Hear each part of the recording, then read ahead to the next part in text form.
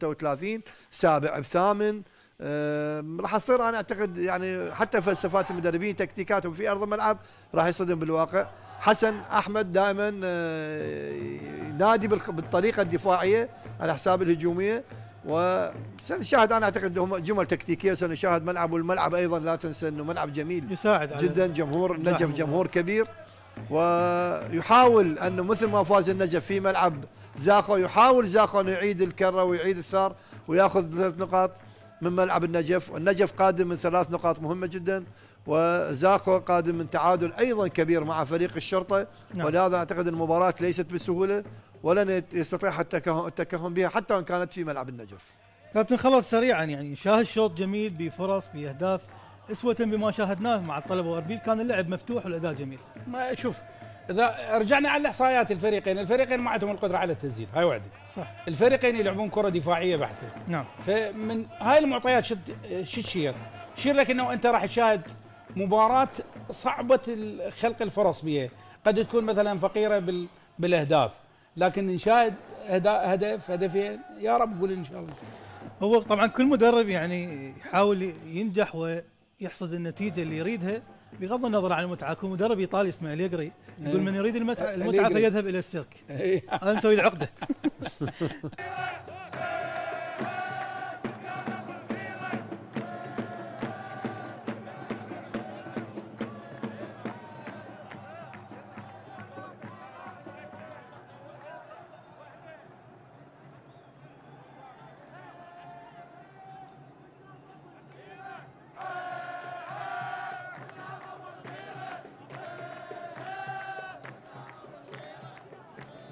شكرا للزميل محمد حسين وضيوفه الكرام الكباتن خلف كريم ونبيل زكي. السلام عليكم ورحمة الله وبركاته. أهلا بكم أحبتي مشاهدي ومتابعي قناة العراقية الرياضية في كل مكان. نطل عليكم مجددا هذا اليوم لنصحبكم معنا برفقة مباراة جديدة من مواجهات الدوري العراقي الممتاز لحساب الجولة 25 من عمر مسابقة الدوري، في لقاء محافظاتي خالص ومميز يجمع نادي النجف بنادي زاخو، لقاء يحتضنه ملعب النجف الدولي.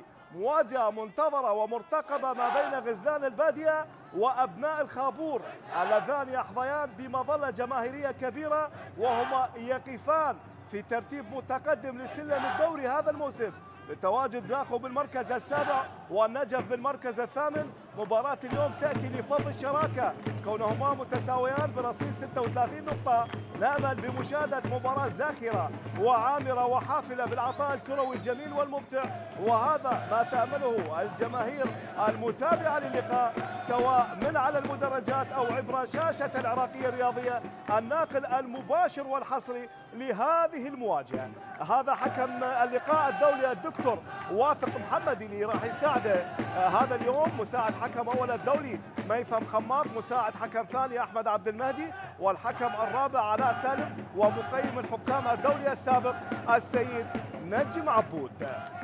بالتاكيد هذه المباراة تأتي لفض الشراكة ومن ثم تبادل الكراسي ما بين الفريقين اللذان يدخلان برصيد نقطي يصل إلى 36 نقطة، وهي مباراة اليوم ستكون من أجل الصراع للتقدم أكثر في سلم الترتيب. إذن على بركة الله صافرة الحكم الدولي الدكتور واثق محمد تعلن عن بداية هذه المباراة، وأيضا أحمد محسن أوميغا، بينما هنا تصويبة أولى في اللقاء من نادي زاخو.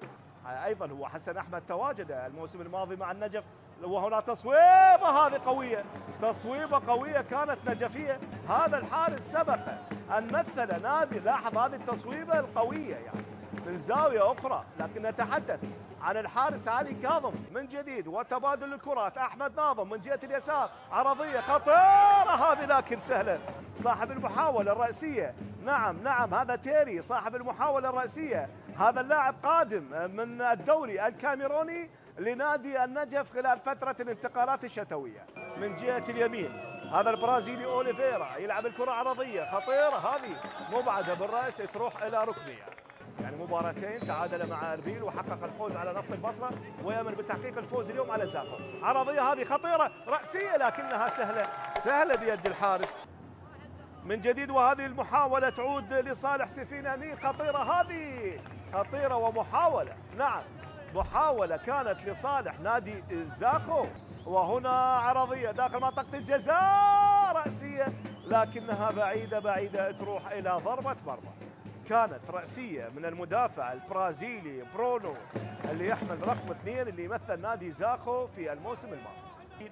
لاحظ هذه الإعادة. شوف تلعب هذه من أمجد وليد داخل منطقة الجزاء. سيدريك رأسية. بينما هنا جيلان لقمان يستخلص هذه الكرة بعد أن عاد إلى أرضية الميدان. يمرر الكرة لسيدريك. ممكن خطيرة هذه الكاميروني. عرضية خطيرة. ممكن أوه أمجد وليد حاول اللحاق بهذه الكرة في بعض دقائق قد تكون مملة ورتيبة.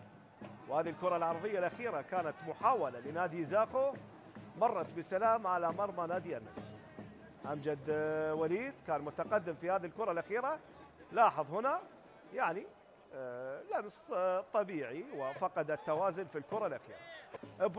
ممكن برونو يتقدم في الكرة الأخيرة في هذا الشوط. هنا تيري من جهة اليسار يحاول يمر لكن انقطعت هذه الكرة من جديد وبالتالي هنا صافرة أحبتي مشاهدي العراقية الرياضية، صافرة من الحكم الدولي الدكتور واثق محمد تعلن عن نهاية هذا الشوط بالتعادل السلبي في مباراة يعني حقيقة كنا نأمل أن ترتقي إلى مستوى الطموحات.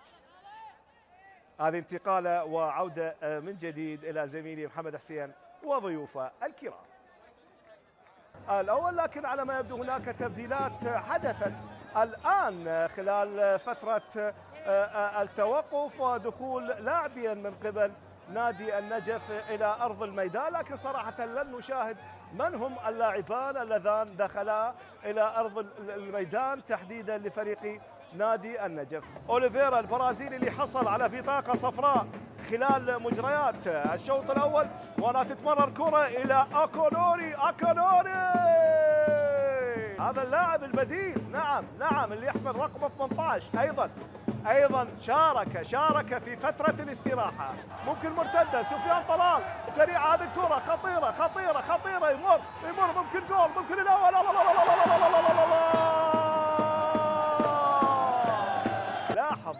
لاحظ انطلق من منتصف الملعب ومر وراوغ لمحمد عبد الكريم ولعب الكرة على الزاوية البعيدة لكن مرت بسلام على شباك نادي زاكو.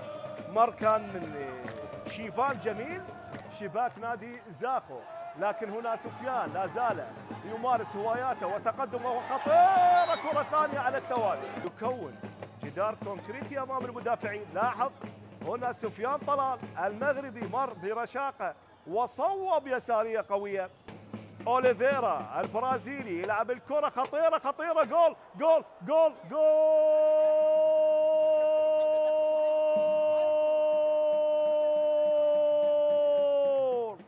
هدف أول في اللقاء لصالح نادي زاكو. إذا زاكو يفاجئ النجفيين مع بداية الشوط الثاني بإدراك هدف السبق الأول في اللقاء بواسطة البرازيلي كايكي أوليفيرا المدافع المتقدم الذي تقدم لهذه الكرة اللي يحمل رقم 29. كرة ركنية وارتدت ومن ثم أكملها هذا البرازيلي كايكي أوليفيرا. أول موسم له في مسابقة الدوري البرازيلي هذه. لا هدف برازيلي، هذا هدف برازيلي. لكن لاحظ على ما يبدو محمد جاسم. خلي نشوف خطأ دفاعي كان من محمد جاسم على كل، أو خلي نشوف يعني، أو قد يكون برونو. تسجيل برازيلي نجفي. عرضية هذه خطأ من جديد. ممكن هذه بعد بقبضة اليد. نعم القادم للفريق خلال فترة الانتقالات الشتوية من الدوري الكاميروني أحمد ناظم. العرضية بقبضة اليد. العرضية الآن مشاهدة من علي قاسم. الله. وخلينا نشوف، أعتقد هناك إصابة لا، لكن أحمد عبد الحسين عليه إخراج الكرة، وخطيرة هذه، خطيرة هذه، وجول.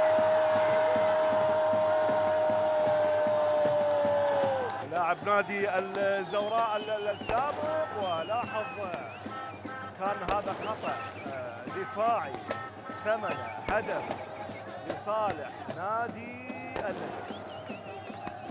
جهة اليسار هذه الكرة عرضية أقرب لسيدريك، يبحث عن الإسناد والمساندة الحقيقية لسيدريك. سيدريك يمرر الكرة، ممكن أوليفيرا عرضية هذه، لا بعيدة عن المرمى. علي كاظم، نعم علي كاظم كان، وهنا وسام محمد في الجانب الآخر. إذا نلاحظ هذه تصويبة مسيرة حافلة بالعطاء مع منتخباتنا الوطنية ونادي القوة الجوية، وهذا تمرير وممكن خطيرة، سيدريك الله، ولا زالت خطيرة وخطيرة، وسيدريك الله. لاحظ كانت مناولة من أوليفيرا، وبالتالي لعب الكرة على الزاوية البعيدة، أبعد الكرة وسام، يعني إبعاد جيد، إبعاد للجانب وليس للأمام. على كل لاحظ سيدريك كرة ثانية، ولاحظ قوة فعلية للفريق. هذه الطفلة بعيدة عن أجواله. أيسر قاسم انضم في الانتقالات الشتوية لنادي زاخو، وتعزيز جديد. وهنا العرضية الرأسية أقرب لتالا، جول، ممكن خطيرة، أمجد راضي. لكن هل يكون للنجف كلام آخر في الفقر؟ عد صوب لكن بعيدة. تحمل عنوان الأخطاء الدفاعية هي التي كلفت هدفين لكلا الطرفين.